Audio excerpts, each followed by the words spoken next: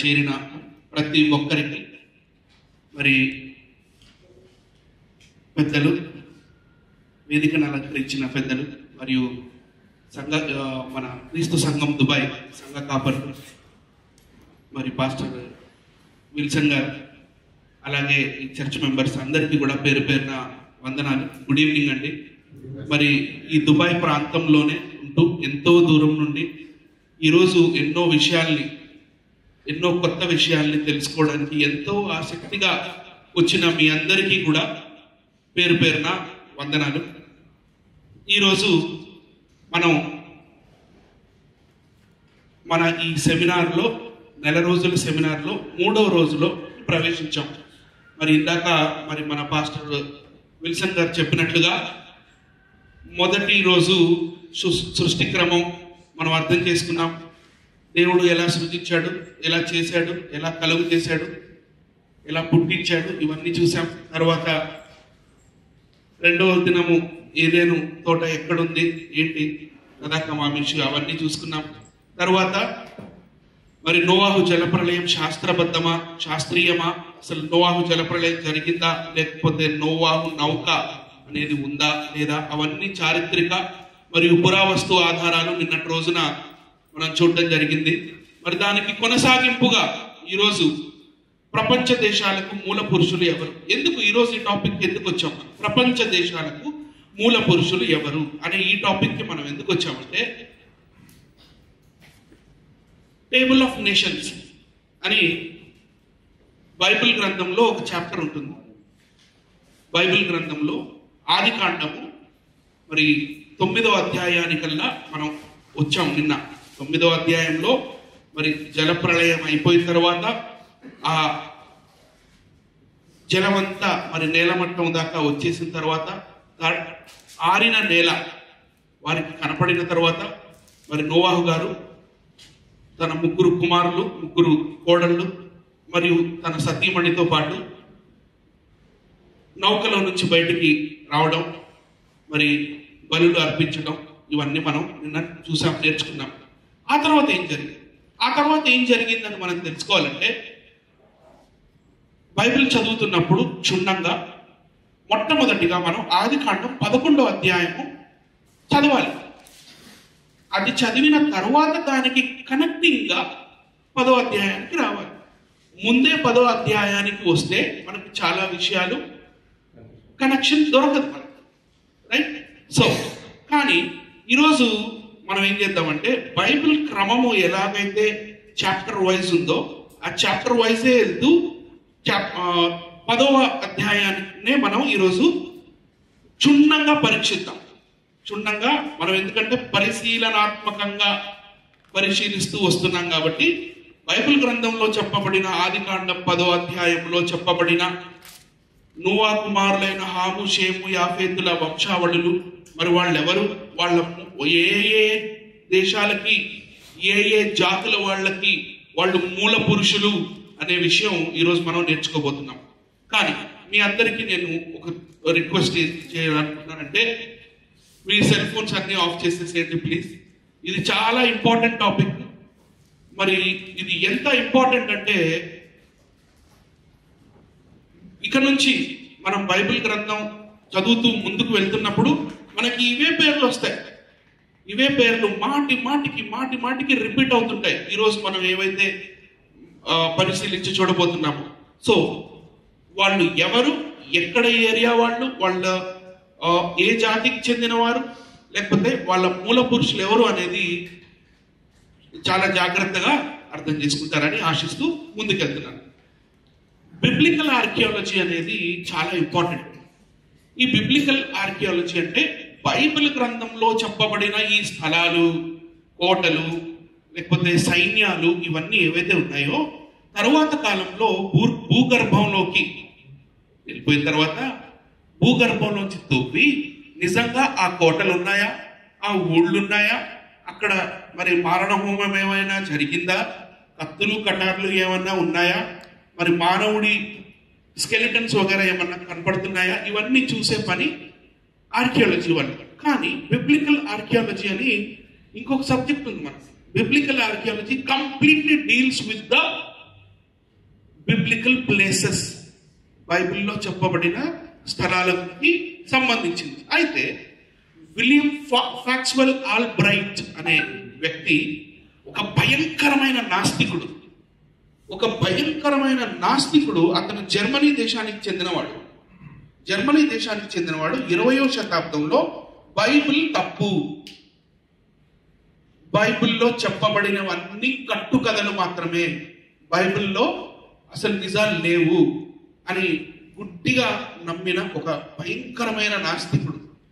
అతను బైబిల్ని నేను తప్పని ప్రూవ్ చేస్తాను, బైబిల్లో చెప్పబడిన ఈ 66 గ్రంథాల్లో చెప్పబడిన స్థలాలు కానీ, కోటలు కానీ, లేకపోతే ఆయా రాజ్యాలు కానీ ఇవన్నీ ఉండే ప్రసక్తే లేదు అని తవ్వకాలు మొదలెట్టించినప్పుడు ఆయనకి రోమాలు నిక్కబొడుచుకుంటూ ఉంటూ ఆయన రాసిన బుక్ లో a Christian sceptic discovers God in ancient Israel, right అని ఆయన బుక్ రాస్తూ ఏమంటాడంటే, ఇక్కడ చూడండి ఆల్బ్రైట్ గారు ఏం రాస్తున్నారు, ద టేబుల్ ఆఫ్ నేషన్స్.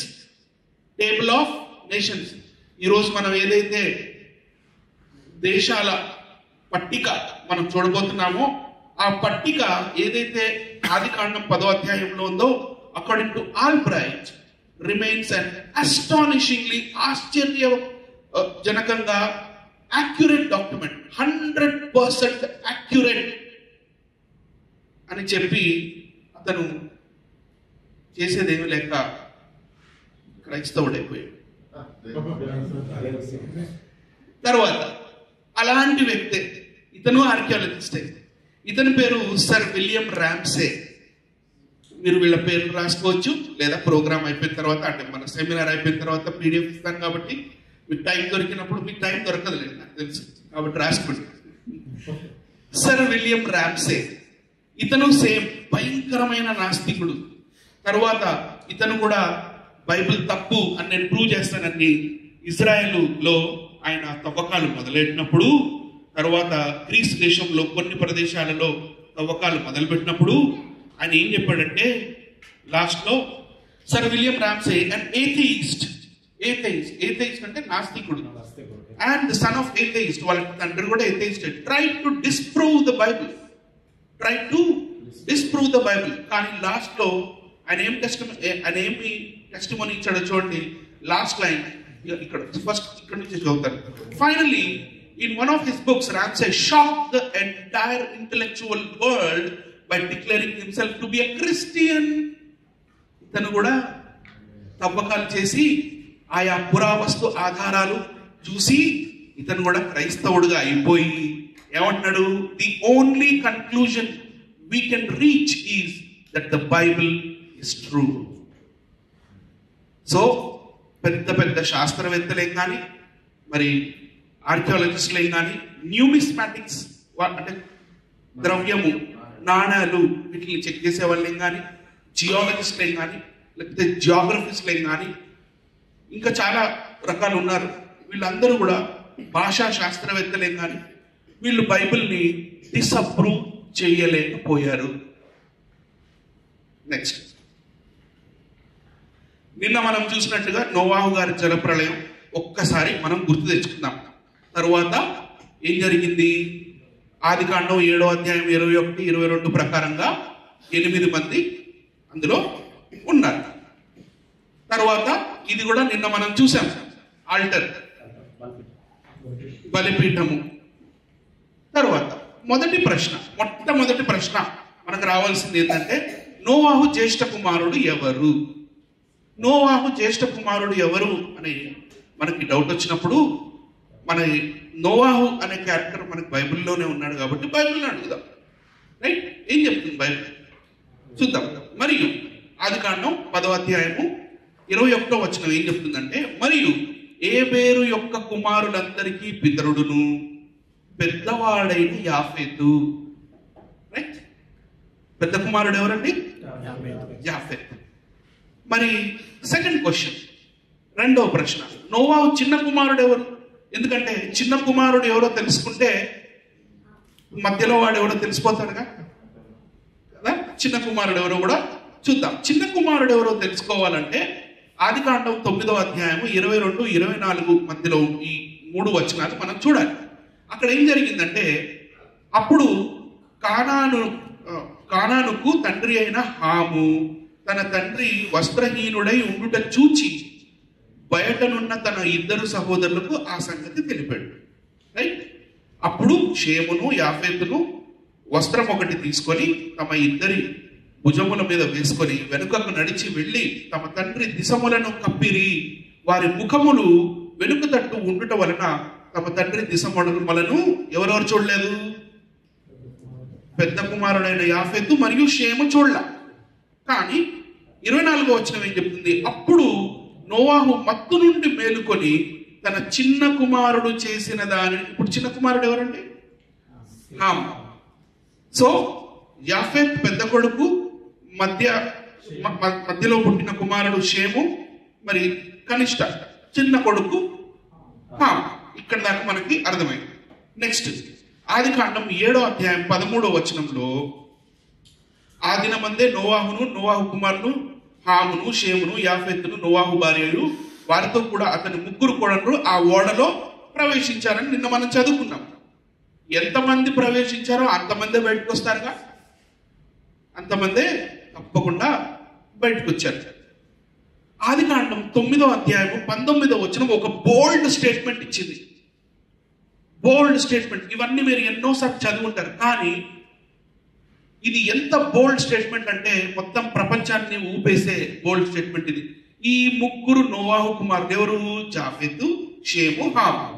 వీరి సంతానము భూమి అంతటా వ్యాపించెను. మనకి ఈ రోజు టాపిక్ ఏంటి?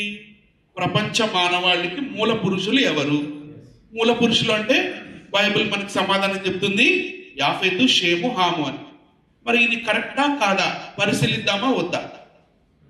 పరిశీలిద్దాం. ఎందుకంటే క్రైస్తవ్యంలో ఎన్నో సంవత్సరాల నుంచి ఉంటూ, మరి బైబిల్ జ్ఞానం చాలా బాగా ఉండి, ఒకవేళ క్విజ్ లాంటిది ఏమన్నా పెట్టినా మంచి మంచి ప్రైజులు తీసుకునే వాళ్ళు కూడా ఆదికాండం 10వ అధ్యాయం దగ్గర పాపం దెబ్బతిన్న వాళ్ళు చాలా మంది నేను చూశాను. సో ఆదికాండం 10వ అధ్యాయం అనేది ఇది బేసిక్ ఫౌండేషన్. తర్వాత వచ్చే రాజ్యాలు, తర్వాత వచ్చే రాజులు, తర్వాత వచ్చే జాతులు, తర్వాత వచ్చిన పేర్లు, ఇవన్నీ మీకు ఈజీగా అర్థం అవ్వాలంటే 10వ అధ్యాయము క్షుణ్ణంగా మనం పరీక్షించి చూడాల్సిందే, పరిశీలించాల్సిందే. నెక్స్ట్ నోవాహు కుమారుడు జాఫెతు. ఒక రఫ్ ఐడియా ఇస్తున్నాను. పెద్ద కొడుకు జాఫెతు ఐరోపా ఖండము మరియు ఆసియా ఖండము, కొద్ది భాగం ఆసియా ఖండాన్ని వాళ్ళు విస్తరించారు. హాము టోటల్గా ఆఫ్రికా ఖండము, కానాను ప్రదేశము అంటే నేటి ఇజ్రాయెల్ ప్రదేశము, సౌత్ వెస్ట్ ఏషియా అంటే కొంత భాగం అరేబియా ప్రాంతం కూడా వస్తుంది. రైట్ అండి. నెక్స్ట్ షేము ఏ ప్రాంతాన్ని వాళ్ళు విస్తరించారంటే మిడిల్ ఈస్ట్, ఆ తర్వాత పర్షియన్ గల్ఫ్ అంటారు. అది కూడా నేను చూపిస్తాను, ఒకటొకటి చూద్దాం స్లోగా. ఇప్పుడు ఇంకొంచెం డీప్గా వెళ్దాం. ఇందాక మనం చూసింది మెయిన్ హెడ్లైన్స్ తర్వాత ఇప్పుడు కొంచెం డీప్గా వెళ్దాం. బైబిల్ ఏం చెప్తుంది? యాఫెతు కుమారులు గోమెరు, మాగోగు, మాదై, యావాను, తుబాలు, మేషకు, తీరస్. ఎవరు వీళ్ళు? తెలియదు. చూద్దాం, అది మనం ఈరోజు తెలుసుకుందాం. తర్వాత హాము కుమారులు 4. వాళ్ళెవరు? కూషు, మిజ్రాయిము, పూతు, కాన్. షేము కుమారులు 5. వాళ్ళెవరు? ఏలాము, అషూరు, అర్పక్షదు, లూద్, ఆరా. ఇక్కడ దాకా బాగుంది, వాళ్ళ పేర్లు కూడా బాగున్నాయి. మరి వాళ్ళు ఎక్కడెక్కడ ప్రాంతాలకి వెళ్ళారు, వాళ్ళు ఏ ఏ దేశాలకు మూల పురుషులు మనం చూడాలి. ఎందుకంటే బైబిల్ కొన్ని విషయాల్ని చాలా ఖచ్చితంగా చెప్తుంది మనకి. ఇక్కడ ఫర్ ఎగ్జాంపుల్, నేను ఒక ఎగ్జాంపుల్గా ఒక 4 వచనాలు చదువుతాను చూడండి. ఆదికాండం 10వ అధ్యాయము 1 నుండి. ఇది నోవాహు కుమారుడు షేము, హాము, యాఫెత్ అను వారి వంశావళి. జలప్రళయము తర్వాత వారికి కుమారులు పుట్టిరి. యాఫెతు కుమారులు గోమెరు, మాగోగు, మాదై, యావాను, తుబాలు, మేషెకు, తీరస్ అనువారు. గోమెరు కుమారులు అష్కనాజు, రిఫాత్, తొగర్మా అనువారు. యావాను కుమారులు ఎలీషా, తర్షీషు, కిత్తీము, దాదోనిము అనువారు. వీరి నుండి ఎవరు? యావాను నుంచి. ఇది కంటిన్యూషన్ కదా. వీరి నుండి సముద్ర తీరమందుండిన జనులు వ్యాపించరు. ఆ జనులందరూ సముద్ర తీరంలో ఉన్నారంట. Number 1 point. తర్వాత వారి వారి జాతుల ప్రకారము, వారి వారి భాషల ప్రకారము, ఆదికాండం 1వ అధ్యాయంలో చెట్లైనా పుట్టలైనా ఏవైనా పక్షులైనా అన్నిటికీ వారి వాటి జాతి ప్రకారము, వాటి జాతి ప్రకారము. ఇదే టర్మినాలజీ ఇక్కడ కూడా యూజ్ చేస్తున్నారు. వారి వారి జాతుల ప్రకారము, వారి మానవుడు మాట్లాడగలదు కదా, కోతులు మాట్లాడలేము. కాబట్టి వారి వారి భాషల ప్రకారము, వాళ్ళల్లోనే భాషలు కూడా వేరు ఉన్నాయట. రేపు లింగ్విస్టిక్స్, రేపు భాష శాస్త్రవేత్తలు ఏం చెప్తున్నారు అది మనం నేర్చుకుందాం రేపు. వారి వారి భాషల ప్రకారము, వారి వారి వంశముల ప్రకారము ఆయా దేశంలో వారు ఏమైపోయారండి? వేరైపోయారట. ఎలా వేరైపోయారు యాఫెతు కుమారులు? మనం చూడాలి. బైబిల్ ఏం చెప్తుంది?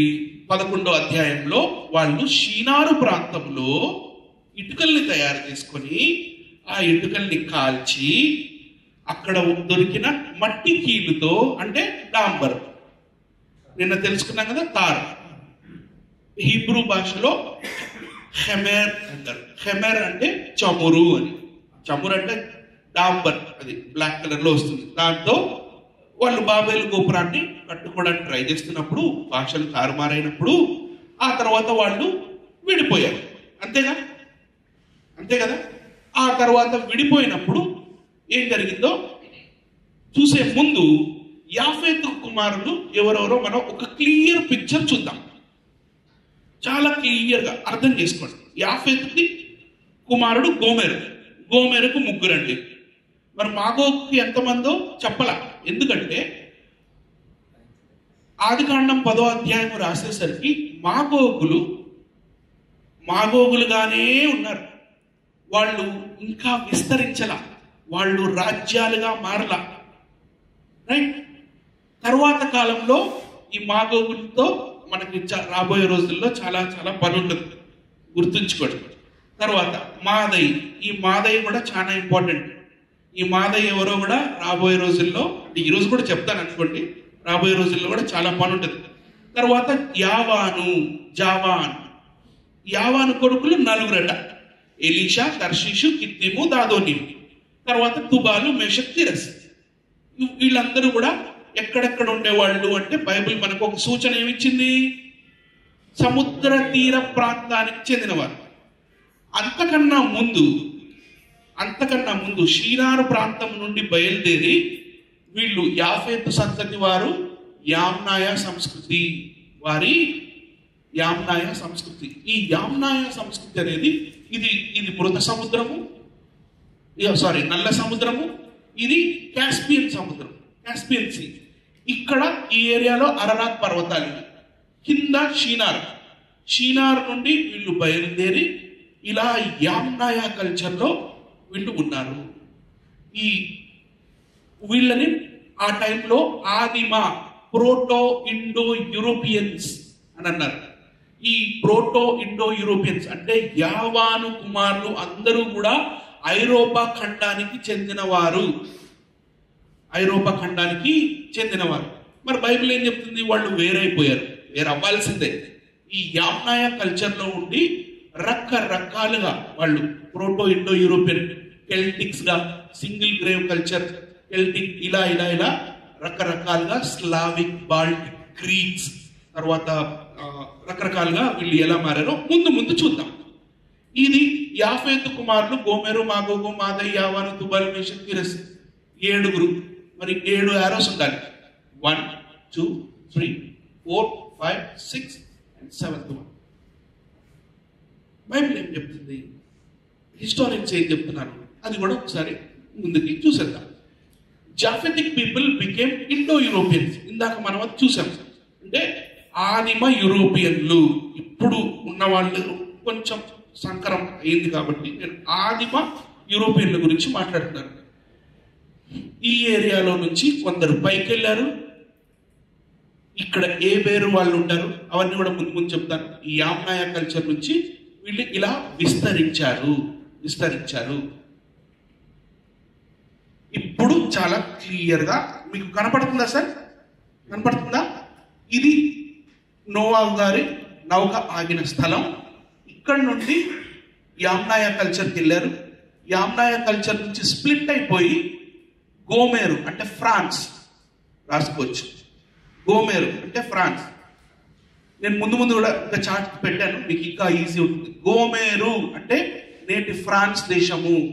మాగోగు అంటే సిథియన్స్, సకులు, సిథియన్స్ అంటారు వాళ్ళని. వాళ్ళు కూడా యాఫేతు సంతానం వాళ్ళే. తర్వాత మూడోది మాదై మీడ్స్. ఈ మాదై మీడ్స్ అంటే వీళ్ళు చాలా తర్వాత కాలం, ఎప్పుడు నెబుకద్నెజర్ కాలంలో వీళ్ళు పర్షియన్లతో వివాహ సంబంధాలు పెట్టుకొని పర్షియా మాదీయులుగా అయ్యారు. మాదియా పర్షియా వాళ్ళే వీళ్ళు, రైట్ అండి. ఫోర్త్ వన్ ఈస్ యావాన్ అంటే యవనులు, ది అయోనియన్స్ అంటే యునానీ మెడిసిన్ అరబ్స్ చాలా బాగా డెవలప్ చేశారు. తర్వాత ఫస్ట్ ఈ యునానీ మెడిసిన్ అనేది గ్రీకులదే, తర్వాత అరబ్స్ చేతికి వచ్చిన తర్వాత అరబ్స్ చాలా చక్కగా దాన్ని డెవలప్ చేశారు. సో యావాను అన్న, అయోనియన్స్ అన్న, గ్రీక్స్ అన్న ఒకటే. తర్వాత ఐదోది తుబాల్ ఎవరు? ఇబేరియన్స్ అంటే ఏబేరు సంతతి వాళ్ళే తర్వాత కాలంలో అనటోలియన్స్ గా పిలువబడ్డారు. అది కూడా నేను ముందు ఇంకా ఎక్స్ప్లెయిన్ చేస్తాను. ఇప్పుడు మీకు జస్ట్ ఐడియా రావడానికి కోసం చెప్తున్నాను. తర్వాత ఈ మేషక్ ఎవరంటే కప్పదోకియా ప్రాంతానికి చెందినవారు. అపోస్తల కార్యంలో కప్పదోకియా పేరు విన్నారా? ఆ కప్పదోకియా వాళ్ళు మేషక్ సంతతి వాళ్ళు. నెక్స్ట్ ఇప్పుడు descendants of Japheth, main line. Japheth పుట్టిన మెయిన్ లైన్ వీళ్ళ పిల్లలు ఎవరు? పాత పేరేంటి, కొత్త పేరేంటి? గోమేర్ అంటే ఫ్రాన్స్, మాగోగ్ అంటే సిథియన్స్ అంటే సక్కులు అనే పేరు చాలా జాగ్రత్తగా మీరు గుర్తుంచుకోండి. సక్కులతోటి ముందు ప్రోగ్రామ్ లో చాలా పని ఉంది మనకు. సకరాజులు, ఇండో సిథియన్స్ లేకపోతే సిథియన్స్ అంటారు. వీళ్ళు చాలా చక్కగా గుర్రాలు తోలేవాళ్ళు వీళ్ళు. తర్వాత మాదై. ఈ మాదయ్యే మీడ్స్, పర్షియా వాళ్ళతో మ్యారేజ్ అలయన్సెస్ పెట్టుకున్న వాళ్ళు, పెళ్లిళ్ళు సంబంధాలు, వివాహ సంబంధాలు పెట్టుకున్న వాళ్ళు.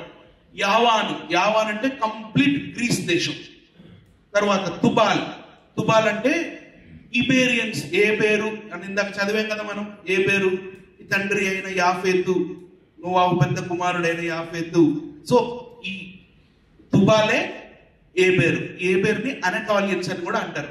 ఈ మేషకే కప్పదోక్యా, తీరసే తార్షూస్. ఇక్కడ ఎస్ మిస్ అయింది, సారీ.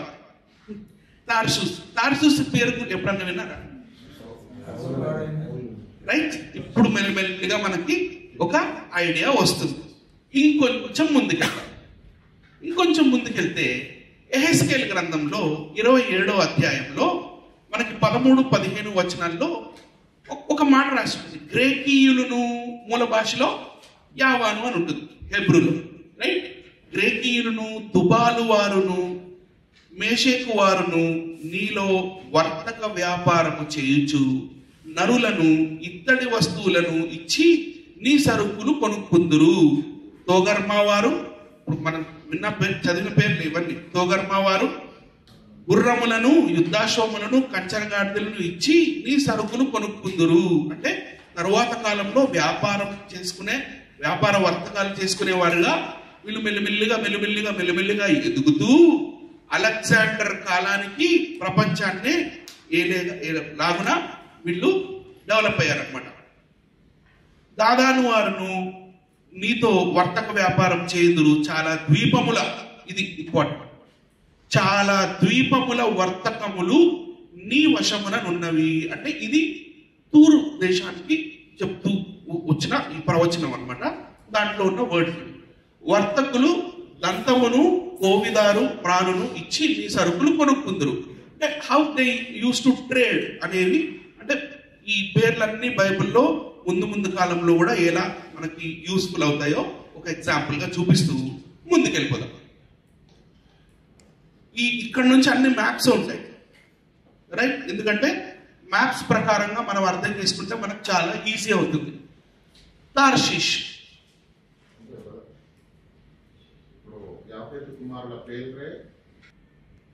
రైట్ అండి.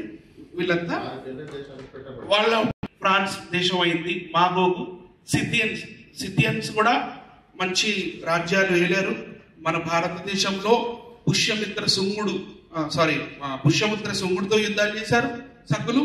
అలాగే మన దక్షిణ భారతదేశంలో గౌతమిపుత్ర శాతకర్ణి మరియు గౌతమిపుత్ర శాతకర్ణి కుమారుడైన పులమావి, అతని పేరు వశిష్ఠపుత్ర పులమావి, అతనితో కూడా ఈ సక్కులు అక్కడి నుండి వచ్చి ఇండియాని ఆక్రమిస్తూ యుద్ధాలు కూడా చేశారు. తర్వాత ఈ మాదియా ఈ పర్షియన్స్ ఎవరో కాదు, పర్షియన్స్ మన బైబిల్లో చెప్పబడిన దర్యావేషు, కోరేషు, అహష్వరోషు వీళ్ళందరూ వీళ్ళే. తర్వాత యావాన్, ఈ యవనులు ఎవరో కాదు, అలెగ్జాండర్ కాలం తర్వాత మరి మన భారతదేశం దాకా మరి వలస వచ్చిన వీళ్ళు గ్రీకులు. సో ఈ అనటాలియన్స్ అనేవాళ్ళు వీళ్ళు కంప్లీట్ గా ఆ కాలంలో అక్కడ ఇరానియన్ ప్లాట్యూలో సెటిల్ అయిపోయిన వాళ్ళు. కప్పదోకియా అంటే కంప్లీట్లీ యూరోప్ లో గ్రీస్ పైన ఉన్నవాళ్ళు, రైట్? అవన్నీ కూడా ముందు ముందు మనం చూద్దాం. తీరస్ అనగా తార్షూష్.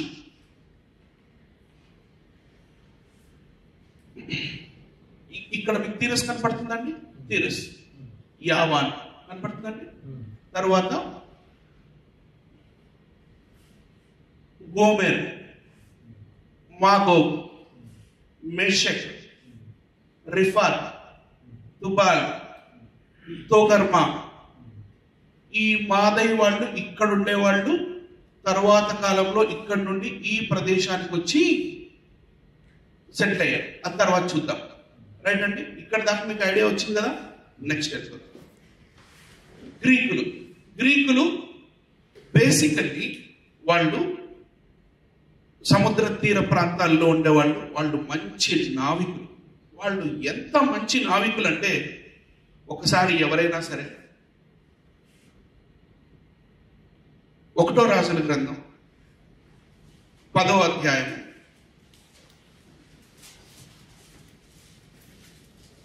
22వ వచనం. సముద్రమందు హీరాము ఓడలు అంటే హీరామ్ అనే ఒక రాజు, ఆ రాజు దగ్గర ఓడలు ఉండేవి, రైట్? ఓడలతో కూడా ఇదిగోండి తర్షీషు ఓడలు. This is Tarshish, right? తర్షీషు ఓడలను రాజునకు కలిగి ఉండెను. ఏ రాజు? సొలొమోన్ మహారాజు. అంటే 1000 BC కాలంలో, నేటికి 3000 సంవత్సరాల క్రితం వాళ్ళు ఎలా నావికులుగా ఉండేవాళ్ళో మీకు అర్థమయ్యే విధంగా నేను రిఫరెన్స్ చెప్తున్నాను. చదవండి. ఈ తర్షీషు ఓడలు 3 సంవత్సరాలకు ఒక మారు బంగారమును, వెండిని, దంతమును, కోతులను, నెమలి పిట్టలను తీసుకొని ఇజ్రాయెల్కి వెళ్తుండేవట. నెమలి మన దేశ జాతీయ పక్షి ఏంటండి? నెమలి ఇజ్రాయెల్లో ఉంటుందా? ఉండదు కదా. నెమలి యాప్ ఒరిజినల్ బర్డ్, అంటే ఒక్కొక్క ప్రదేశానికి ఒక్కొక్క యాప్ ఒరిజినల్ జంతువు ఉంటుంది. ఇప్పుడు ఫర్ ఎగ్జాంపుల్ మనం ఎలిఫెంట్ తీసుకుంటాం, ఏషియాటిక్ ఎలిఫెంట్, ఇండియాకి చాలా స్పెషల్, రైట్ అండి? సో కంగారులు ఉంటాయి, కంగారులు కేవలం ఆస్ట్రేలియాలోనే ఉంటాయి. సో అలాగే నెమళ్ళు కూడా ఆ 1000 BC కాలంలో కేవలం ఇండియాలోనే ఉండేవి. ఆ నెమళ్ళు అక్కడ ఏం చేస్తున్నాయి? ఈ తర్షీషు ఓడలు ఎందుకు వచ్చాయి అవన్నీ ముందు చూద్దాం. సో 3 సంవత్సరాలకు ఒకసారి వాళ్ళు అంత పెద్ద పెద్ద లాంగ్ సముద్రం సెయిలింగ్ వాళ్ళు ఆ కాలంలో చేసేవారు. సో ఈ తర్షీషు వారు, ఈ యావాను కుమారులు, ఈ తీరస్ వాళ్ళు, వీళ్ళు ఎంత మంచి నావికులో తెలియజేయడానికి చెప్పబడిన రెఫరెన్స్ అది. ముందు ముందు ఇంకా చాలా డీప్ గా ఈ రెఫరెన్స్ గురించి మాట్లాడుకుందాం. ముందుకెళ్ళిపోదాం. So Greeks and the sea, సముద్రానికి గ్రీకులకి చాలా అవినాభావ సంబంధాలు ఉన్నాయి. వీళ్ళు మంచి జాలర్లు, మరి మంచి సముద్రంలో దొరికే రత్నాలు మరియు ముత్యాలు ఇవన్నీ కూడా చాలా చక్కగా వ్యాపార వర్తకాలు కూడా చేసి ఉన్నారు వీళ్ళు. తర్వాత ఈ ప్రదేశంలో చాలా చిన్న చిన్న ద్వీపాలు ఉన్నాయి. ఈ చాలా చిన్న చిన్న ద్వీపాలన్నీ ఇక్కడ మనకి బైబిల్లో చెప్తుంది, చాలా ద్వీపముల వర్తకములు నీ వశములు ఉన్నవి. అవే ఈ గ్రీకుల ద్వీపాలు ఇవన్నీ. రైట్ అండి. సో గోమేరు కుమారులు, మొదటి కుమారుడు గోమేరు కదా. గోమేరు కుమారులు అష్కనజు, రిఫాతు, తోగర్మ అనేవారు. అష్కనాజ్ అని అంటే తర్వాత కాలంలో మనం దాని అపోస్తుల కార్యం 16వ అధ్యాయం చదివితే మీరు ఆసియాకి వెళ్ళకూడదు అని పరిశుద్ధాత్మ దేవుడు మనకి చెప్పినట్టుగా ఏదైతే కనపడుతుందో అప్పట్లోని అష్కనాజు, ఏది మోషే గారి కాలంలోని అష్కనాజు అపోస్తుల కార్యము కాలానికి అది ఏషియా మైనర్ గా మారింది.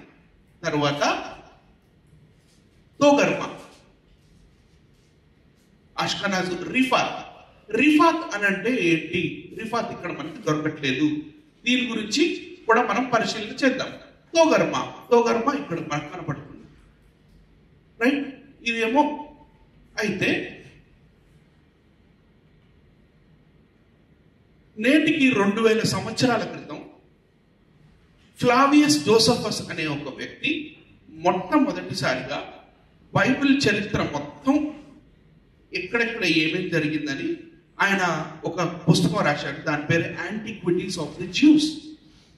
ఈ యాంటిక్విటీస్ ఆఫ్ ది జ్యూస్ అనే దాంట్లో ఆయన ఆదికాండం 10వ అధ్యాయాన్ని ఎక్స్ప్లెయిన్ చేస్తూ నేటికి 2000 సంవత్సరాల క్రితం ఈయన వెస్పాసియన్ ఫ్లావియస్ దగ్గర పనిచేశాడు, టైటస్ ఫ్లావియస్ దగ్గర పనిచేశాడు. వీళ్ళంతా ఎవరో ముందు రోజుల్లో అది కూడా చెప్తారు. అయితే మనకి ఆష్కనాజ్ తర్వాత కాలంలో ఏషియా అయింది. తర్వాత రిఫాత్ వాళ్ళు ఎవరో కాదు, రిఫాత్ వారిని ఆర్ నౌ కాల్డ్ పాఫ్లగోనియన్స్. ఈ పాఫ్లగోనియా ఈ పాఫ్లగోనియాకి చెందిన వాళ్ళే రిఫాత్ వారట. సో వీళ్ళ సంగతి కూడా మనకు అర్థమైపోయింది. ఇంకొంచెం ముందుకెళ్దాం. ఇది పాఫ్లగోనియా. ఈ పాఫ్లగోనియా తర్వాత కాలంలో బిథినియా కూడా కలిపి పాఫ్లగోనియా అని అన్నారు. బిథినియా కూడా కలిపి. ఇప్పుడు old name, new name. Right. నేను స్లోగానే వెళ్తున్నాను. పాత పేరు, కొత్త పేరు. అష్కనాజ్ అనగా ఏషియా మైనర్, రిఫాతు అనగా పాఫ్లగోనియా, తర్వాత కాలంలో బిథినియా అని కూడా కలిపి రిఫాత్. రైట్ అండి. తోగర్మ అనగా ఫ్రిగియా. ఈ ఫ్రిగియా ఏంటి? కొత్తగా వచ్చింది? నో, కొత్తగా రాలేదు. చూద్దాం. అపోస్తుల కార్యం 16వ అధ్యాయము 6-8 వచనాలు చదువుతున్నాను. చూడండి ఒకసారి. మ్యాప్ కూడా చూస్తుంది. ఇక్కడ మ్యాప్ పెట్టాను, ఇక్కడ వచనాలు పెట్టాను. బైబిల్ కరెక్టా తప్పు చెప్తుందా చూడండి మీరు. ఆసియాలో అంటే అష్కనాజ్లో మనం అర్థం చేసుకోవాలి. రైట్. ఆసియాలో అంటే ఇప్పుడున్న ఆసియా కాదు. ఇప్పుడున్న ఆసియా 18వ శతాబ్దంలో పెట్టారు దాన్ని ఆసియా. మనం 2000 సంవత్సరాల క్రితం చదువుతున్నాం ఇప్పుడు. రైట్. ఆసియాలో వాక్యము చెప్పకూడదని పరిశుద్ధాత్మ వారిని ఆటంకపరిచినందున వారు ఫ్రిగియా, ఎక్కడండి? ఏముంది? ఎక్కడుంది ఇది? ఫ్రిగియా అంటే తోగర్మ.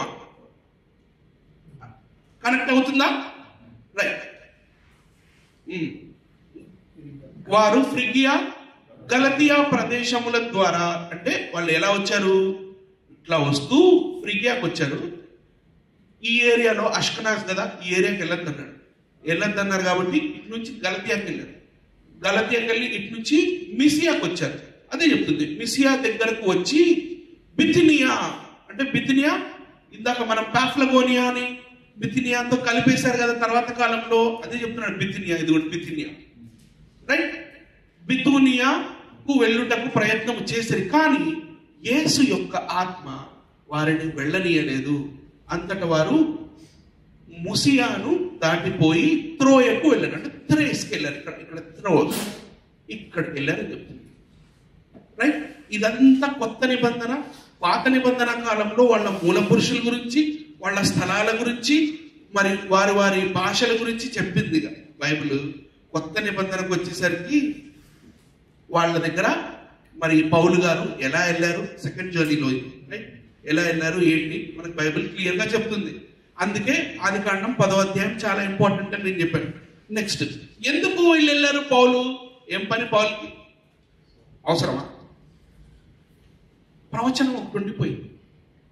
యేసుక్రీస్తు పుట్టక మునిపే 600 సంవత్సరాల క్రితం యెషయా ప్రవక్త ద్వారా ఒక ప్రవచనం చెప్పబడింది. అది కూడా చూద్దాం. మనం బైబిల్ స్టడీ కూడా కంపారిటివ్గా చేసుకుంటూ వెళ్తున్నాం కదా. రైట్. నేను వారి ఎదుట ఒక సూచక క్రియను జరిగించేదను, వారిలో తప్పించుకొనిన వారిని వినుకాండ్రైన తర్షీషు, పూలు, లూదు అను జనుల యొద్దకును, తుబాలు, యావాను నివాసుల యొద్దకును నేను పంపెదను. నన్ను గూర్చిన సమాచారము, సువార్త వింటారని ముందే చెప్పాడు. నన్ను గూర్చిన సమాచారము విననట్టియు, నా మహిమను చూడనట్టియు దూర ద్వీపవాసులు. ఇందాక ద్వీపాలు చూసావా? ఉన్నాయా ద్వీపాలు? ఇవన్నీ ఇందాక చూసాక ద్వీపాలు ఇవి. ఈ ద్వీపాలు, ఈ దూర ద్వీపవాసుల గురించి చెప్తున్నాడు దేవుడు. ముందే యేసుక్రీస్తు పుట్టక ముందే 600 సంవత్సరం అంటే బైబిల్లో ఉన్న ప్రతి ఒక్కటి ప్రణాళికాబద్ధంగా జరిగింది మాత్రమే. నెక్స్ట్, దూర ద్వీపవాసుల యొద్దకు వారిని పంపెదను, వారు జనులలో నా మహిమను ప్రకటించెదరు. ప్రకటించరా? పట్టించారుగా. నెక్స్ట్, తర్వాత యావాను కుమారులు ఎలీషా, తర్షీషు, కిత్తీము, దాదోని. ఇప్పుడు యావాను కుమారుల దగ్గరకు వచ్చాం మనం. రైట్. వీళ్ళెవరో చూద్దాం. ఎలీషా. ఎలీషా అంటే ఎవరు అంటే, ఇక్కడ మనకి ఫ్లావియస్ జోసెఫస్ 2000 సంవత్సరాల క్రితం ఏం చెప్తున్నాడంటే, ఈ ఎలీషా వాళ్ళనే ఎయాలియన్స్ అని పిలిచారట. ఎయాలియన్స్ అది గుర్తుంచుకోండి. తర్వాత తార్షూష్ వాళ్ళని తర్షీష్ వాళ్ళని పిలుస్తారు. But so was Cecilia of old called. అంటే ఇప్పుడు ఏదైతే మనం సిసిలి అని పిలుస్తున్నామో ఆ సిసిలియే అప్పట్లోని ఎలీషా. ఎలీషా కాస్త ఎయాలియన్స్ గా మారింది. ఎయాలియన్స్ తర్వాత సిసిలియా అనే పేరుతో పిలువబడ్డారు. తర్వాత కిత్తీం అని చూస్తాం మనం. కిత్తీం, ఈ కిత్తీం ఎవరో కాదు, సైప్రస్. ఇవన్నీ ఏంటో చూద్దాం. ఎలీషా ఎయాలియన్స్, తార్షీష్ అంటే తార్షీష్ ఓడలు చూసాం. కిత్తీము సైప్రస్, దాదోనీం ఇక్కడ దాదోనీం కూడా ఉంటుంది మనకి. ఈ దాదోనీం అంటే ఎవరో కాదు, ఈ చిన్న చిన్న ఐలాండ్స్ ఏవైతే ఉండిపోయాయో, మిస్లీనియస్ ద్వీపాలు, చిన్న ద్వీపాలు, ఆ ద్వీపవాసులందరినీ కలిపి దాదోనీయులు లేకపోతే రోదానిం అని మనకి తెలుస్తుంది. మనం ఒకవేళ కింగ్ జేమ్స్ వర్షన్ బైబిల్ చదివితే అందులో మనకి దాదోనిం ప్లేస్ లో రోదానిం అని రాసి ఉంటుంది. అంటే కాలక్రమేణా వాళ్ళ పేర్లు ఇలా మారుతూ వచ్చాయి. తర్వాత ఇక్కడ దాకా క్లియర్ అండి? నన్ను ఏమన్నా ఎక్స్ప్లెయిన్ చేయమంటారా? యాఫేతు సంతతి వారి గురించి ఎవరికన్నా ఏమన్నా డౌట్ ఉందా? ముందుకెళ్తున్నా. ఇప్పుడు చిన్న కుమారుడు హాము సంతానం దగ్గరికి వెళ్తారు. హాము కుమారుడు కూషు, మిస్రాయిము, పూతు, కాన. నలుగురు కుమారుడు. కూషు కుమారుడు సేబా, హబీలా, సప్త, రాయామ, సప్తక అనువారు. రాయమ కుమారుడు షేబా, దాదాను అనువారు.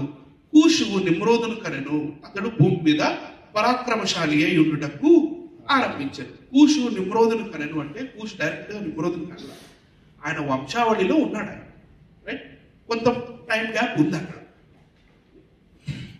ఇది చాలా ఇంపార్టెంట్. చాలా జాగ్రత్తగా మీరు చూడాలి, చాలా జాగ్రత్తగా అర్థం చేసుకోవాలి. హాముకు 4 కుమారులు, మిస్రాయిము, పూతు, కూషు, కానాను.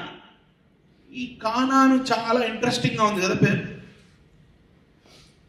కానాను పేరు మనకి మరి నిర్గమకాండంలో, ద్వితీయోపదేశ కాండంలో, లేవి కాండంలో, సంఖ్యాకాండంలో చాలాసార్లు కనపడి ఈ కానాను ప్రదేశానికి యెహోషువ కాలంలో వీళ్ళు వెళ్ళినప్పుడు యెహోషువ వాళ్ళతో ఎడతెరిపి లేకుండా ఎన్నో సంవత్సరాలు యుద్ధాన్ని చేసి ఆ కానానీయుల్ని ఓడగొట్టారు.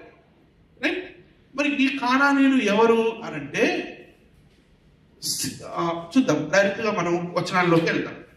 ఆదికాండం 10వ అధ్యాయము 15వ వచనంలోకి వెళ్తే కానాను వాళ్ళ కుమారులు ఎవరు అనేది ఆ లిస్ట్ అంతా ఇక్కడ చెప్తున్నాను మనం. రైట్. ఇక్కడ ఏదైతే లిస్ట్ ఉందో యుల్ సీ ద సేమ్. కానీ పెద్ద కుమారుడు సీదోన్. సీదోన్ అంటే ఎవరు? మీకు ఏమైనా ఐడియా ఉందా? సీదోన్ అంటే ఒకసారి యేసుక్రీస్తు తూరు సీదోన్ ప్రాంతానికి వెళ్తాడు. వెళ్ళినప్పుడు అక్కడ ఒక సైరోఫినిషియన్ లేడీ ఒక వస్తుంది. అయ్యా, దయ్యములు పట్టి నా కూతురు ఉంది అంటే, లేదు కుక్కలకి నేను వెయ్యను. గుర్తొస్తుందా?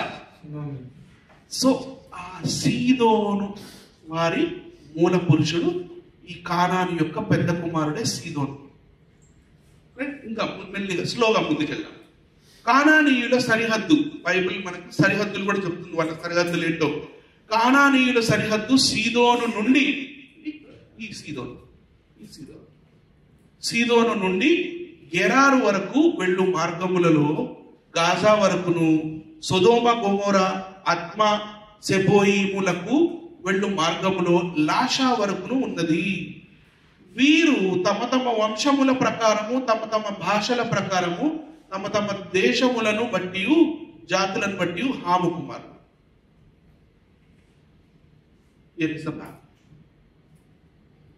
గాజా అండ్ గెరార్, ఇక్కడ నుండి పైన సీదోను. ఈ సీదోను దగ్గర నుండి ఇక్కడ ఉన్న సొదొమ గొమొర్రా కూడా కలుపుకొని ఈ ప్రదేశం అంతా కూడా అప్పట్లో కానాను.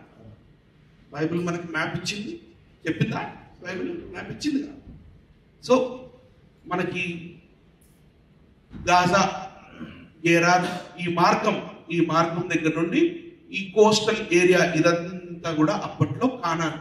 కానీ ఎప్పుడు ఆదికాండం 10వ అధ్యాయం రాసేటప్పుడు తర్వాత కాలంలో మెల్లిమెల్లిగా ఇక్కడ దాకా కూడా ఇదంతా కూడా వీళ్ళు కానానీయులు స్ప్రెడ్ అయిపోయారు. రైట్. ముందుకెళ్దాం. తర్వాత మనం ఏదైతే కూషు కుమారులు అని మనం చెప్పుకుంటున్నామో, కూషు సంతతి వాళ్ళు సింపుల్ గా మనం అర్థం చేసుకోవాలంటే ఆఫ్రికా ఖండంలో ఉన్న ఆయా తెగల వారు, ఆయా జాతి వాళ్ళు, మరి వాళ్ళ సంస్కృతులు అవన్నీ వేరు. మరి ఇది మనకి బైబిల్ కూడా ఇక్కడ చాలా క్లియర్ గా చెప్పింది. వీళ్ళ గురించి కూడా ఉంటుంది. సో ఈ వాళ్ళెవరు? Sheba, Havilah, Sabtah, Raamah, Sabtechah, sons of Raamah, Sheba, Dedan. వీళ్ళంతా ఆదికాండం 10వ అధ్యాయం 7వ వచనం ప్రకారం వీళ్ళందరూ ఆఫ్రికా ఖండంలో ఉన్న ఆయా తెగలవారు. దాన్ని ఇక్కడ దాకా ముందుకెళ్ళినా. రైట్. ఇప్పుడు హాము సంతతి వాళ్ళు ఎవరో ఇంకొకసారి చూద్దాం. కూషు పిల్లలు ఎవరో వీళ్ళు ఎలా ఉంటారు ఏంటి ఇవంతా మనకి ఇక్కడ అర్థమైపోయింది. తర్వాత మిజ్రాయిం ఉంది. ఈ మిజ్రాయిం జోలికి మళ్ళీ తర్వాత వెళ్దాం. పూత్ అనగా అతనికి లిస్ట్ ఇవ్వాల, ఎందుకంటే వాళ్ళు ఆ కాలానికి ఇంకా విస్తరించడం మొదలు పెట్టాల. ప్రతి జాతి వాళ్ళు వెంటనే విస్తరించాల. కొన్ని జాతులు వాళ్ళు స్లోగా విస్తరించారు, ఎందుకంటే వాళ్ళు ఉండే ఆ క్లైమేటిక్ కండిషన్స్ ని బట్టి అక్కడ వాళ్ళు విస్తరించడానికి. ఇప్పుడు ఎడారి ప్రదేశం, పూతు వాళ్ళు ఉన్నారు మొత్తం. సో ఓకే, చూపిస్తాను. రైట్. సో కానాన్, ఇక్కడ ఈ కానానీయులు, మరి ఇక్కడ దాకా మనం ఇవన్నీ చూసేసాము. సో ఇది పూత్ వారు. ఈ పూత్ వారు ఎందుకు ఇక్కడ అంటే ఇక్కడ నుంచి సహారా ఎడారి మొదలవుతుంది కాబట్టి సహారా ఎడారి వాళ్ళు కొంచెం స్లోగా డెవలప్ అవుతూ వచ్చారు.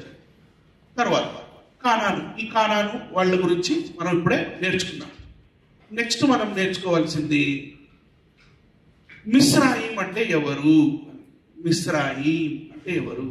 మిస్రాయిం అని ఈజిప్ట్ అనగానే మనం ఎలా నమ్మేస్తాం? దానికి కొన్ని ఎవిడెన్సెస్ కూడా ఉండాలి కదా. సో మళ్ళీ 2000 సంవత్సరాలు వెనక్కి వెళ్ళిపోతుంది. మళ్ళీ 2000 సంవత్సరాలు వెనక్కి వెళ్ళిపోయి the works of Flavius Josephus the antiquities of juice అనే పుస్తకంలో మన ఫ్లావియస్ జోసెఫస్ గారు ఏం రాశారంటే, ఏం లేదండి, సింపుల్ ఈజిప్షియన్ అంటే మిస్ర్ అని అంటే కాల్ ఈజిప్ట్ మెస్త్రే, అప్పట్లో మెస్త్రే అని పిలిచేవాళ్ళు, అదే మిస్రాయిం.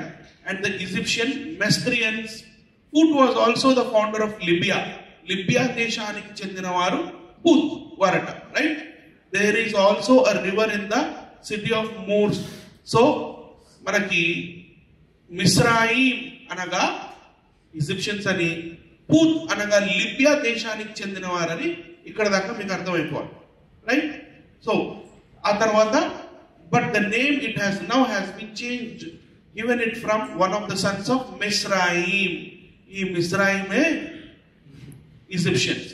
ఈజిప్షియన్స్ తో తర్వాత కాలంలో పూత్ వారు కలిసిపోయారు, రైట్? ఇది ఒక చిన్న ఎక్స్ప్లెనేషన్ ఈ ఈజిప్షియన్స్ గురించి, లేదా మిస్రాయిం అంటే ఈజిప్షియన్సే. వాళ్ళని రకరకాల సంస్కృతుల వాళ్ళు, రకరకాల భాషల వాళ్ళు, రకరకాల తెగల వాళ్ళు వాళ్ళని రకరకాలుగా పిలిచారు. అందులో మెయిన్ గా వాళ్ళని పిలిచిన ముఖ్యమైన పేరు మిస్రాయిం అనే. హిందీలో కూడా మిస్ర్ అంటారు. ఈ విషయం మిస్ర్ అంటారా? ఈ విషయం ఎంతమందికి తెలుసు? దుబాయ్లో అయితే నాకు ప్రాబ్లం లేదు. ఓకే, థ్యాంక్ యూ, నాకు కొంచెం పని తగ్గించారు. సో ఈ మిస్రాయిం ఇప్పుడు హీబ్రూలో ఇమ్ అని అనగానే ప్లూరల్ వస్తుంది. ఎలోహి అని అంటే ఒకటి, ఎలోహిం అని అంటే ప్లూరల్, రైట్? అలాగే మిస్రాయిం అంటే ప్లూరల్. ఎందుకంటే వాళ్ళకి ప్లూరలే చాలా ఇష్టం. They want everything to be double గా ఉండాలి. డబల్ గా ఉంటేనే వాళ్ళకి ఇష్టం. సో మానవుడు నాగరికుడుగా మారేటప్పుడు ఎప్పుడైనా సరే, ఎక్కడైనా సరే, నిన్న మనం నేర్చుకున్న ఏదైనా తోట అయినా సరే, యూఫ్రటీస్ టిగ్రిస్ నది పక్కనే వాళ్ళు మొదలయ్యారు. తర్వాత ఈ ఐగుప్తీయులు,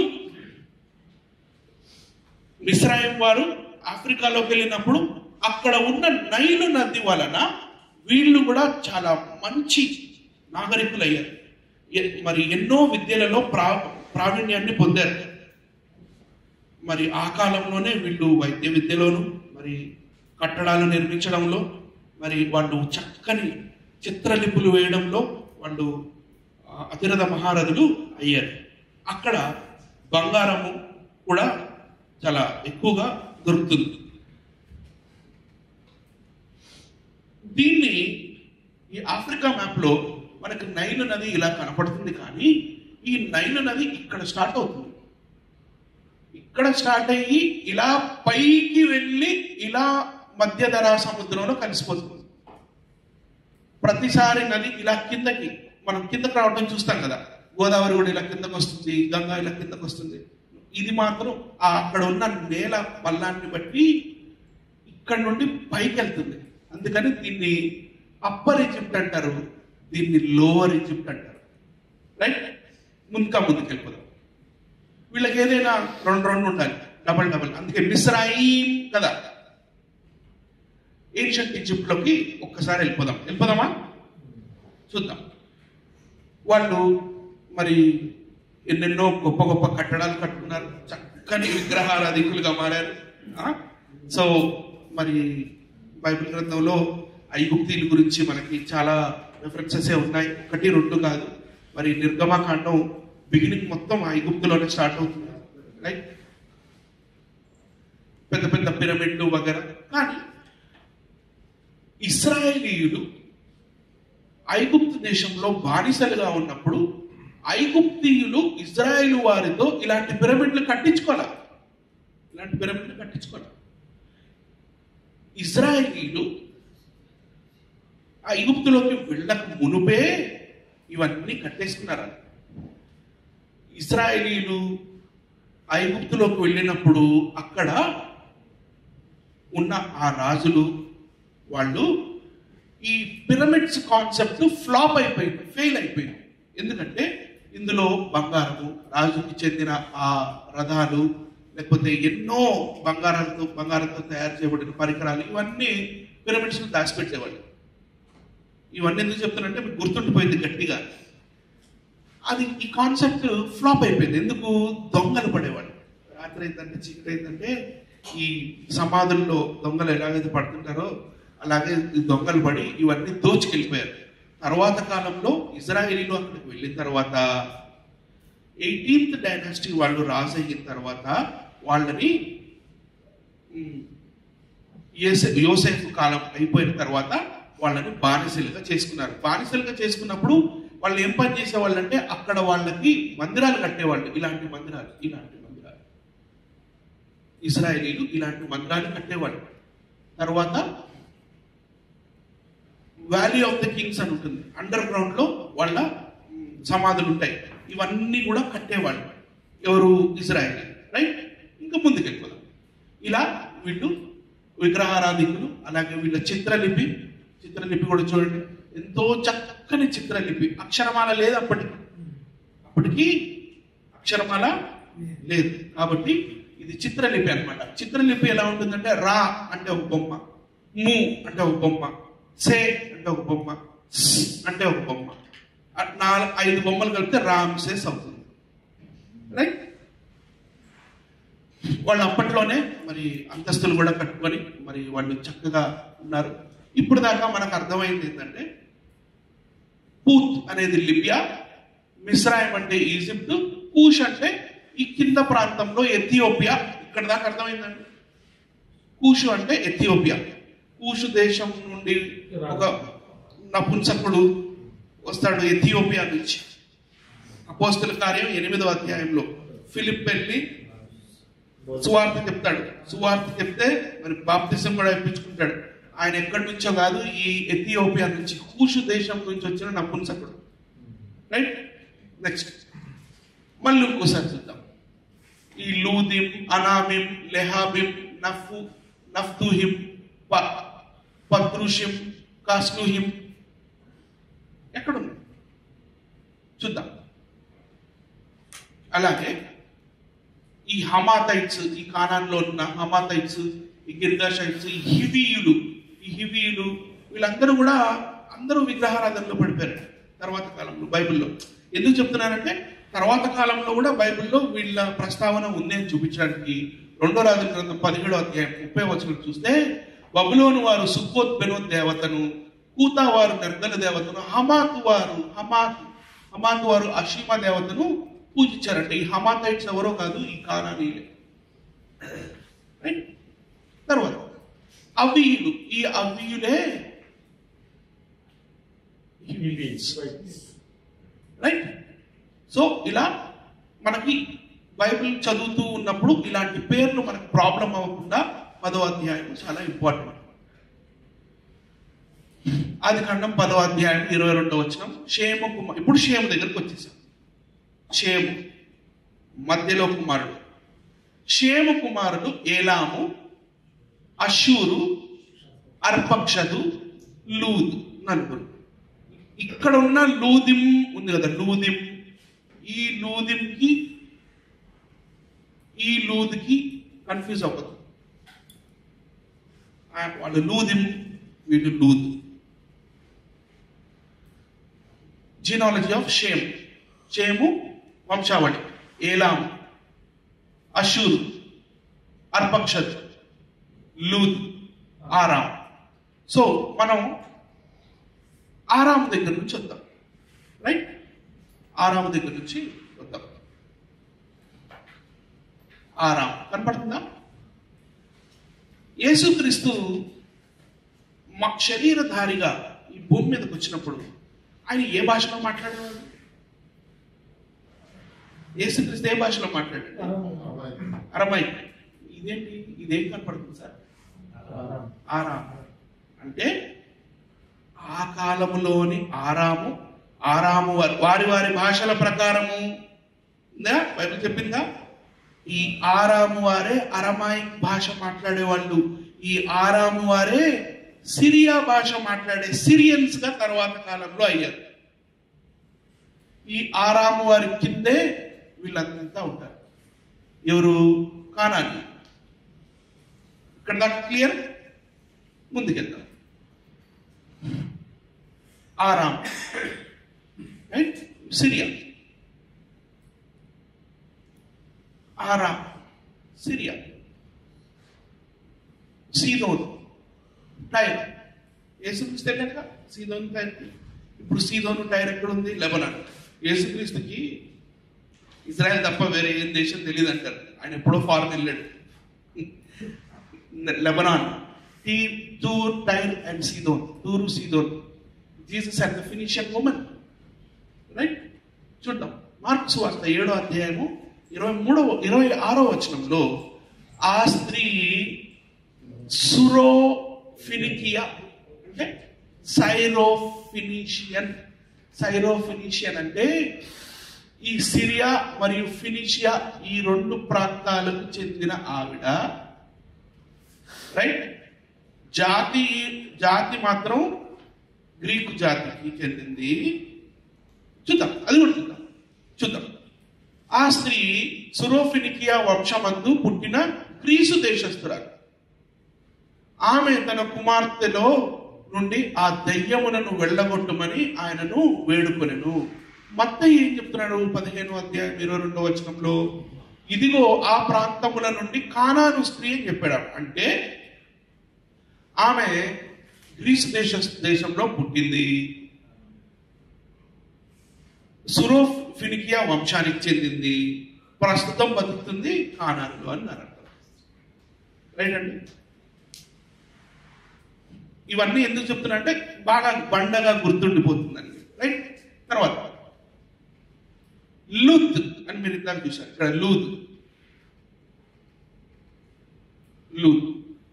ఈ లూత్ వారు ఏం చేశారంటే, షేముకి ఏదైతే ప్రదేశం ఇవ్వబడిందో ఆ ప్రదేశంలో ఉండకుండా ఈ లూత్ వాళ్ళు ఏం చేశారంటే సీదా వెళ్ళిపోయి ఎక్కడున్నారు?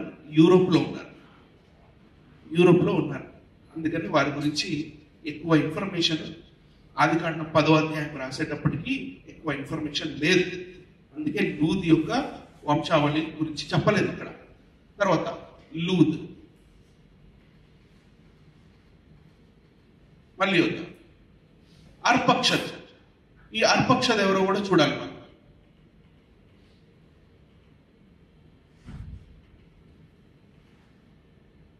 ఓకే, అంటే అసిరియా తర్వాత అర్పక్షద్ చూద్దాం. అషూరు కూడా ఒక కుమారుడు ఉన్నాడు కదా, అషూరు. రైట్. ఈ అషూరు ఎవరో చూద్దాం. ఈ అషూరు ఎవరో కాదండి. ఇప్పుడు దాకా ఒక క్లియర్ పిక్చర్ మీకు రావడానికి మళ్ళీ ఇంకోసారి గుర్తు చేస్తున్నాను. హాము సంతతి వారు కొంత ప్రదేశమైన అరేబియాలో మరియు ఈ ప్రాంతంలో ఉన్నారు. షేము సంతతి వారు ఈ ఏరియాని మొత్తం కైవసం చేసుకున్నారు. యాఫెతు వారు మొట్టమొదటగా ఈ బాబేల్ దగ్గర నుంచి బయలుదేరి ఇక్కడ ఓల్గా రివర్ దగ్గర, కాస్పియన్ సీ దగ్గర యామ్నాయ కల్చర్ లో ఉండి అటు నుండి మళ్ళీ విడిపోయారు. బైబిల్ విడిపోయారని చెప్పింది. తర్వాత ఇప్పుడు అషూర్. ఇక్కడ మీకు అషూర్ కనపడుతుందండి, ASSHUR, అషూర్. ఈ అషూర్ ఎవరు అంటే వీళ్ళే అషూరు రాజులు. సమరయుల్ని బందీలుగా తీసుకెళ్ళింది. సర్గోను గురించి బైబిల్లో ఉంటుంది. రైట్ అండి. షల్మనెషెజర్ గురించి ఉంటుంది. అషూరు రాజ్యం ఎంత పెద్ద రాజ్యం అంటే ఎంత స్ట్రాంగ్ రాజ్యం అంటే 117 మంది చక్రవర్తులు పరిపాలించారు అషూరు రాజ్యాన్ని.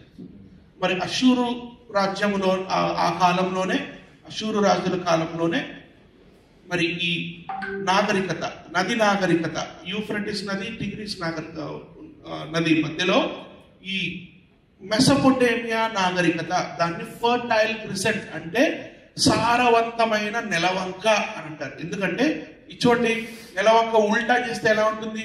నెలవంక షేప్ లో ఉంది కాబట్టి ఈ సారవంతమైన నెలవంక లో మొట్టమొదటిగా అతిపెద్ద రాజ్యముగా డెవలప్ అయింది ఎవరో కాదు, అస్సిరియులే. అంతకన్నా ముందు అక్కాదు రాజులు ఉన్నారు, కానీ వాళ్ళంత అష్షూర్ అంత పవర్ఫుల్ కాదు. తర్వాత ఈ అస్సిరియన్స్ చాలా పవర్ఫుల్ అండి.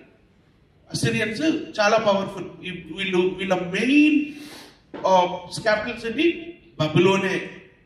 బబులోన్ ఫస్ట్ కింగ్డమ్స్ అన్ని, మొదటి రాజ్యాలన్నీ బాబేలు, తర్వాత కాలంలో దాని పేరు మారిపోయి బబులోను, అక్కడి నుంచి స్టార్ట్ అయ్యాయి అన్ని. When Assyria ruled the world, ప్రపంచాన్ని ఏలిన వారు అశూరులు. వాళ్ళు శూరులు, ఎస్. అప్పుడు వాళ్ళు శూరులు అంటే మళ్ళీ ఇంకోలాగా అనుకోవద్దు, అది కాను 6వ అధ్యాయానికి వెళ్ళద్దు. ఆ కాలంలోనే వీళ్ళ లిపి, వీళ్ళ చిత్రలిపిని క్యూనిఫామ్ అని పిలిచేవాళ్ళు. ఇవన్నీ ఇలాంటి టాబ్లెట్స్ ఉండేవి వాళ్ళు. ఈ టాబ్లెట్స్ లోనే ఇవి మేకులుగా ఉంటుంది. క్యూనిఫామ్ లిపి అంటారు దీన్ని, యూనిఫామిక్ స్క్రిప్ట్. దీనికి కూడా అక్షరమాల లేదు. దీన్ని కూడా స్వరం ఎలాగైతే వస్తుందో సు, సా, కా, కీ, కు, అట్లా ఒక్కొక్క దానికి ఒక్కొక్క సింబల్ ఇచ్చేవాళ్ళు. కానీ మనలాగా ఈలు లేవు అప్పుడు. వాళ్ళు ఇలా చాలా పెద్ద పెద్ద కట్టడాలు కట్టుకొని ఉండేవాళ్ళు. అసిరియా ఎంపైర్ చాలా గ్రేటెస్ట్ ఎంపైర్ గా ఉండేది. అసిరియా పడిపోయిన తరువాత అప్పుడు కల్దీయ రాజైన నెబుకద్నెజర్ రాజయ్యాడు. నెబుకద్నెజర్ రాజ్యం పడిపోయిన తర్వాత అప్పుడు పర్షియా మాదియా రాజులు అయ్యారు, మాదియా పర్షియా వాళ్ళు. సో ఇది సీక్వెన్స్, రైట్? ఇలాంటి వీళ్ళ క్లే టాబ్లెట్స్, ఇప్పుడు నేను ఏదైతే క్లే టాబ్లెట్ చూపించానో ఇలాంటి క్లే టాబ్లెట్స్ కొన్ని వేల సంఖ్యలో అషూరు రాజులకి సంబంధించిన ఉంటాయి. అదే షేము సంతతిలో వచ్చిన అషూరు. అషూరు మూల పురుషుడు. తర్వాత వాళ్ళందరూ వాళ్ళ పేర్లు కూడా అషూర్ బానీపాల్ ఇలా ఉంటుంది. దీన్ని అషూర్ బానీపాల్ లైబ్రరీ అంటారు. తర్వాత అషూరు వాళ్ళ గురించి తెలుసుకోవాలి, నేర్చుకోవాలంటే దానికంటూ కంప్లీట్ గా ఒక శాస్త్రమే ఉంది. దాన్ని అసిరియాలజీ అంటారు. ఏమంటారండి? అసిరియాలజీ. ఈ ఐగుప్తీయుల గురించి, మిస్రాయిం గురించి నేర్చుకోవాలంటే దానికి ఒక కంప్లీట్ శాస్త్రం ఉంది. దాన్ని ఈజిప్టాలజీ అంటారు. ఈజిప్టాలజిస్ట్ వాళ్ళకి ఆ చిత్రలిపి చదవటం రావాలి. ఏ డైనాసిటీలో ఏం జరిగింది ఏంటి ఇవన్నీ పరిశోధనలు చేసి ఉంటారు వాళ్ళు. ఏ రాజు ఏ ప్రదేశం నుంచి ఏ ప్రదేశం దాకా ఏ ఫరో పరిపాలించాడు ఏంటి, ఏ డైనాసిటీ అంటే ఏ వంశానికి చెందినవాడు, ఇవన్నీ కూడా తెలుసుంటారు. ఈజిప్టాలజిస్ట్స్ ఏం చెప్తారంటే ఈ ఇజ్రాయెల్ వారు ఐగుప్తులోకి బానిసలుగా వెళ్ళలేదు. బిగినింగ్ లో వాళ్ళు ట్రేడర్స్ గా వెళ్ళారు, వ్యాపార వర్తకులుగా వెళ్ళారు. వెళ్ళింది హిక్సాస్, HYKSOS, హిక్సాస్ అనే రాజుల వంశం నడుస్తున్నప్పుడు. ఆ వంశం తర్వాత కాలంలో 18th డైనాసిటీ ఎప్పుడైతే వచ్చిందో మన టట్మోసిస్ అనే ఫరో, ఆ కాలంలో మరి వీళ్ళు ఎర్ర సముద్రాన్ని దాటారు. ఇలాంటి విషయాలన్నీ కూడా ఈజిప్టాలజిస్ట్ చెప్తారు. అంటే బైబిల్ గ్రంథంలో మూల పురుషులు ఎవరైతే ఉన్నారో ఆయా జాతులకి, ఆయా భాషలకి, ఆయా దేశాలకి వాటికి ఒక కంప్లీట్ స్టడీ ఉంది, ఒక కంప్లీట్ శాస్త్రం. అసిరియాలజీ, ఈజిప్టాలజీ ఇలాంటివి. తర్వాత ఏలాం కూడా ఉన్నాడు కదా, పెద్ద కొడుకు ఏలాం అనే కదా ఉంది. సో ఏలాము అనే అతను, ఇది ఇక్కడ మీకు ఉర్ కనపడుతుంది. ఉర్ ఎవరి ఊరు? Ur Abraham, right? అబ్రహాం అంటే వీళ్ళందరూ అబ్రహాం షేము సంతతి వాడే కదా.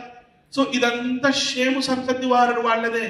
అసిరియా గాని, నినెవే గాని, బాబులోనియా గాని, సూసా గాని. సూసా ఎస్తేరు గ్రంథం 1వ అధ్యాయం మనకు సూసా కనపడ, సూసాను కోటలో, రైట్? ఇదే సూసా ఇక్కడ ఉంటుంది. ఇది ఏలాం. అంటే ఎస్తేరు గ్రంథానికన్నా చాలా ముందు మనం విషయాలు చదువుతున్నాం కాబట్టి ఈ ఏలామీయుల మూల పురుషుడు ఏలాం. ఈ ఏరియా మొత్తాన్ని జాగ్రోస్ మౌంటైన్స్ అంటారు. జాగ్రోస్ కొండలు, పర్వత సంథింగ్, ఇక్కడ నుంచి ఇక్కడ దాకా అంతా జాగ్రోస్. ఇదంతా పీఠభూమి మళ్ళీ, రైట్ అండి? ముందుకెళ్ళిపోదామా? ఇదిగోండి జాగ్రోస్ మౌంటైన్స్, ఇది ఏలామీయులు ఉండే ప్రదేశం, ఇది ఉర్, ఇది అకేడియన్ రాజులు ఆ కాలంలో ఉన్నారు, అస్సిరియా ఇది. So this is how Elamites. ఈ ఏలామీయులు ఏదైతే నేను చెప్పానో, ఈ ఏలామీయులు వాళ్ళు అప్పట్లోనే, ఎందుకంటే బబులోను దగ్గర, బాబేలు గోపురం దగ్గర వీళ్ళందరూ ఇటుకలు తయారు చేయడం నేర్చుకున్నారు. ఆ టెక్నాలజీ అందరికీ వచ్చింది. ఇటుకల్ని కాల్చారు, కాల్చిన ఇటుకల్ని వాడినట్టుగా మనకి ఆదికాండం 11వ అధ్యాయం క్లియర్గా చెప్తుంది. సో ఆ టెక్నాలజీ వీళ్ళకి తెలుసు కాబట్టి ఈ ఏలామీయులు కూడా దీన్ని చోకా జాన్బిల్ అంటారు. ఇట్లాంటి పెద్ద పెద్ద కట్టడాలు మరి కాల్చిన ఇటుకలతో కట్టుకొని ఉన్నారు. ఇవన్నీ ఎందుకు చెప్తున్నా అంటే వాళ్ళ పేర్లు మీకు గట్టిగా గుర్తుండిపోవాలని. ఏలాం ఎవరు? జాగ్రోస్ మౌంటైన్స్ దగ్గర ఉన్న వాళ్ళు. మరి ఈ బబులోను వారు, మరి మన అషూరులు, వీళ్ళందరూ కూడా షేము సంతతి వాళ్ళు. వాళ్ళు ఈ ఏరియాలోనే ఉన్నారు చాలా కాలం.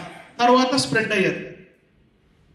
వాళ్ళతో పాటు ఏలామీయులు కూడా ఉండేవాళ్ళు. ఇప్పుడు లాస్ట్ లో ఒక క్లియర్ పిక్చర్ మీకు వచ్చేసేయాలి. ఇది ఇప్పుడే లాస్ట్ కాదు, ఇంకొక 10 minutes నేను ముగిస్తాను. ఇప్పుడు కాక మీకు క్లియర్ పిక్చర్ వచ్చేయాలి. ఏంటి?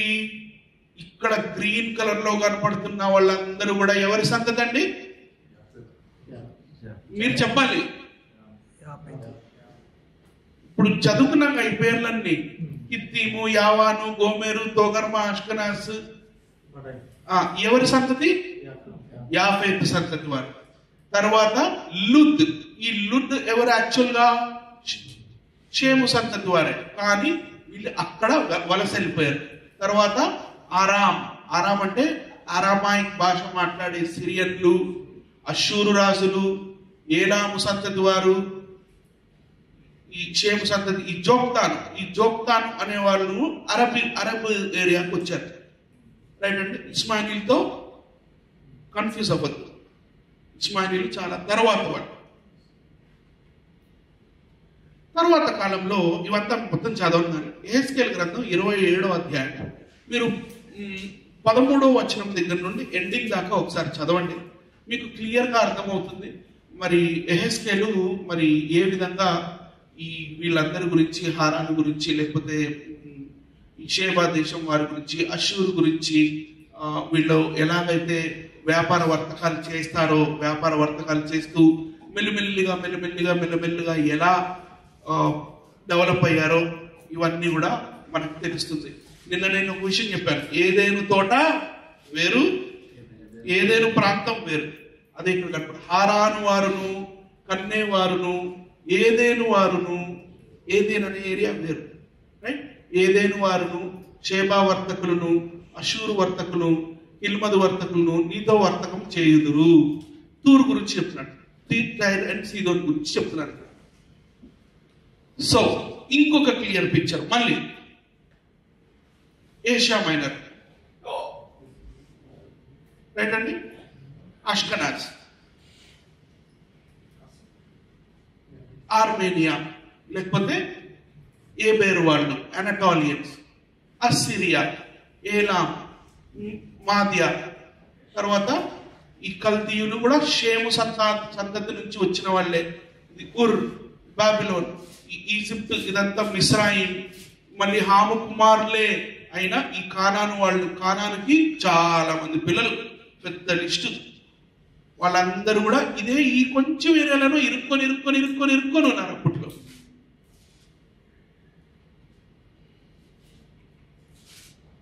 డిఎన్ఏ స్టడీ ఒకసారి చూద్దాం. నోవా గారి నౌక దిగిన తర్వాత ముగ్గురు కుమారులు ఎవరైతే ఉన్నారో ఆ ముగ్గురు కుమారులకు భార్యలు ఉన్నారు. సో దాని ప్రకారంగా మనం వెనక్కి బ్యాక్ ట్రాకింగ్ చేసుకుని వెళ్తే డిఎన్ఏ ప్రకారంగా, మన శరీరంలో ఉండే డిఎన్ఏ ప్రకారంగా ఇలా వస్తుంది. ఈ నోవా గారి సంతతిలోనే, ఈ ముగ్గురు కుమారుల సంతతిలో నుంచే ప్రపంచ జనాభా అంతా వస్తుందని adapted figure 1 with permission from Answers Research Journal. Researchers ఇవన్నీ రీసెర్చ్ చేసి, అయ్యా అంతరిక్షంలో బుద్ధజీవులు లేరు, పాడు లేదు, ఏం లేదు, ఏలియన్స్ కాదు, వచ్చింది ముగ్గురు నుంచి. ఆ ముగ్గురికి ఒక మూల పురుషుడు ఉన్నాడు నోవా, ఆ నోవాకు కూడా మూల పురుషుడు ఉన్నాడు ఆదాం, రైట్? సో ఇలా ముగ్గురు నుంచి ఈ డిఎన్ఏ చైన్ మొత్తం వచ్చింది, మనుషుల డిఎన్ఏ మొత్తము. The second pattern emerges that also fits the 3 wives explanation. ముగ్గురు భార్యలు ఎవరైతే వాళ్ళకున్నారో వాళ్ళలో నుంచి, అంటే మైటోకాండ్రియల్ డిఎన్ఏ ప్రకారంగా చూసినా కూడా, అంటే తండ్రి డిఎన్ఏ చూసినా ముగ్గురే దొరుకుతున్నారు, తండ్రి డిఎన్ఏ ప్రకారంగా చెక్ చేసినా కూడా ముగ్గురే మూల పురుషుడు. వాళ్ళకు ఒకడే మూల పురుషుడు నోవా, మళ్ళీ ఆయన ఒకడే మూల పురుషుడు ఆదాం. సో ఇలా మనకి సైంటిస్ట్ ఎన్నో చెప్తారు. ఎలా అంటే బిబ్లికల్ ఆదాం హ్యాప్లో గ్రూప్ ఏ, కానీ నోవా దగ్గరికి వచ్చేసరికి పీటీగా ట్రాన్స్ఫార్మ్ అవుతాడు, అంటే మ్యూటేషన్ అంటారు దాన్ని. నేను ఈజీగా అర్థమయ్యే భాషలో చెప్తాను. తర్వాత నోవా గారు ముగ్గురు కుమారులు, షేము, హాము, జాఫెత్. మరి వీరి సంతతి వాళ్ళు ఇక్కడిక్కడ ఈ డిఎన్ఏ, ఈ F G C H I JI ఇక్కడ ఈ హ్యాప్లో గ్రూప్స్ లోనే, Abrahamic haplogroup is J, ఈ హ్యాప్లో గ్రూప్స్ లోనే ఇది హాము వాళ్ళు ఇక్కడ ఇందులోనే వెళ్తారు. కానీ కొత్త డిఎన్ఏలు ఏమీ లేవు. ఇవంతా ముగ్గురు కుమారుల నుంచి. సో ఇందాక మనం చూసుకున్నట్టు, ఒక సెకండ్,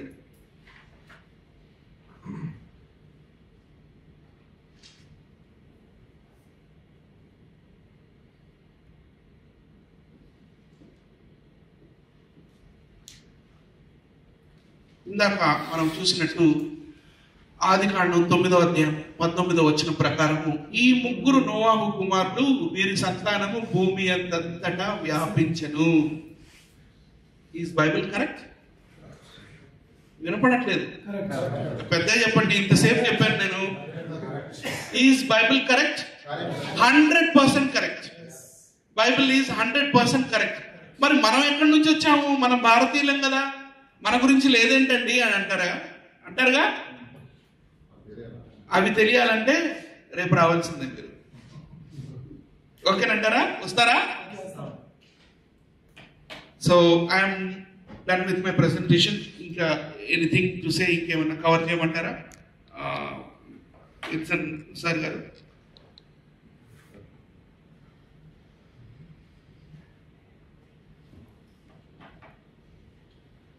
సో కొంతమంది అంటారు, అన్నా ఇప్పుడు మనుషులు చాలా పెద్ద కట్టడాలు కట్టుకుంటున్నారు కదా, కట్టుకోవచ్చా?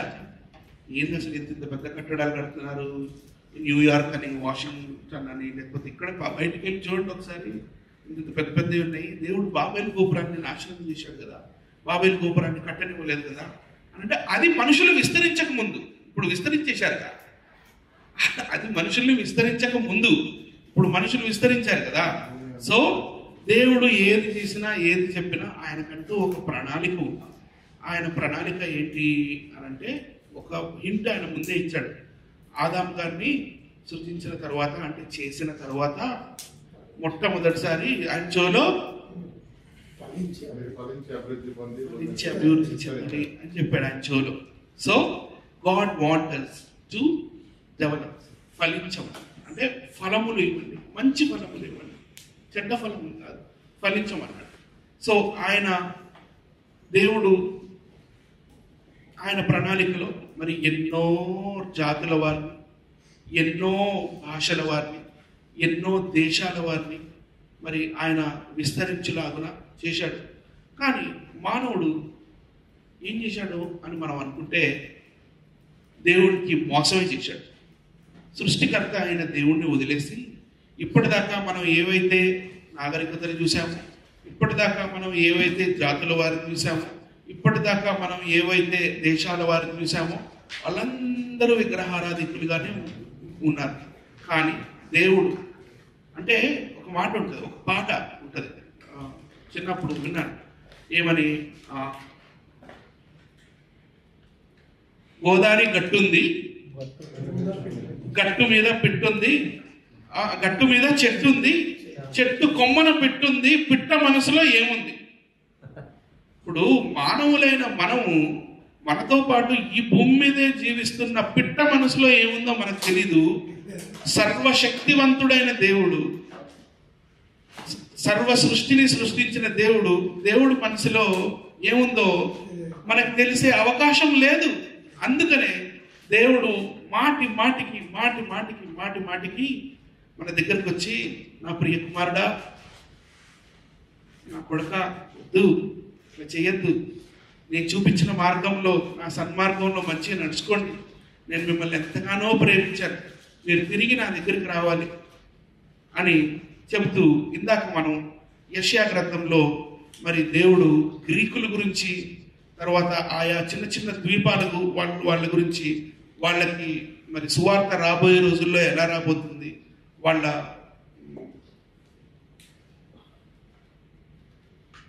జీవితాల్ని తర్వాత కాలంలో వాళ్ళు ఎలా మార్చుకుంటారు ఏంటి ముందే చెప్పాడండి. సో మన గురించి కూడా దేవుడు ప్రణాళిక ఉంది, అది బైబిల్లోనే ఉంది. మన భారతీయుల గురించే ఉంది, మన గురించి కూడా ఉంది. సో అది రాబోయే రోజుల్లో నేను తప్పకుండా చెప్తాను. సో ఇప్పటిదాకా నాతో పాటు ఉండి మరి ఈ క్లాస్ని మొత్తాన్ని చాలా జాగ్రత్తగా విన్న మీ అందరికీ కూడా పేరు పేరున వందనాలు.